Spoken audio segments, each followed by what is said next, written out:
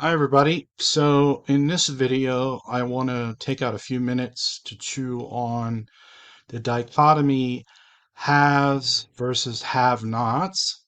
Okay, just a couple of minutes. So let's go to the next slide.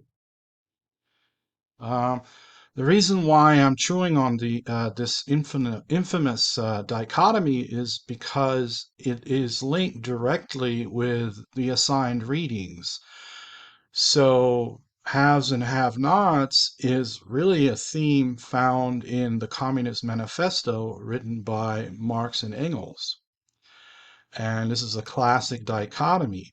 So what I'm doing in this PowerPoint is I'm elaborating where haves are located and what they're called in the manifesto and what have-nots are described as in a manifesto. So if you read the manifesto, one of the things that's just discussed is the history of class struggles and the rise of the bourgeoisie, which are portrayed as the haves of the system, owners of capital. So they have capital and thus they have political power to go with it. The have nots are described or labeled as proletariat, or in worst example, lumpenproletariat. Um, proletariat are defined as propertyless wage workers and represent non-capital and thus have no political power, uh, uh, as presented in the manifesto, right?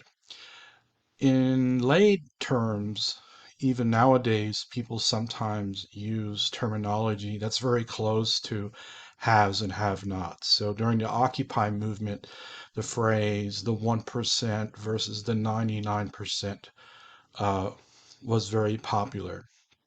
So besides economic standing between the haves and have-nots, occasionally you'll find some sociologists that describe, the benefits of the leisure society and the members of a leisure society, including Veblen, which I recommend reading his book, The Theory of a Leisure Society, where he describes conspicuous consumption and this ability among the very rich to have excess time to really do what they want and to illustrate that they can blow time because they are exempted from doing physical labor. Okay, so that illustrates a kind of haves um, mentality. On the other hand, uh, people recognize, especially workers who work in the service industry, are in work society or working paycheck to paycheck, um, and precarious work. So that kind of illustrates this theme of have-nots. Now, another thing I wanted to throw in this have-nots dichotomy is the psychological aspect and social psychological aspect.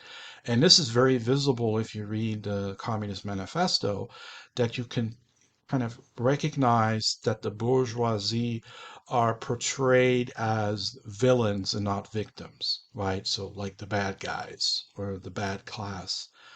On the other hand, in a manifesto, you can kind of tell uh, from a social psychological angle that the proletariat are portrayed as victims and, being oppressed by uh, the bourgeoisie class. So just wanted to, chew on this very briefly. It's a classic dichotomy, and I look forward to reading many of your posts and maybe there'll be some discussion on this in the future. Thank you.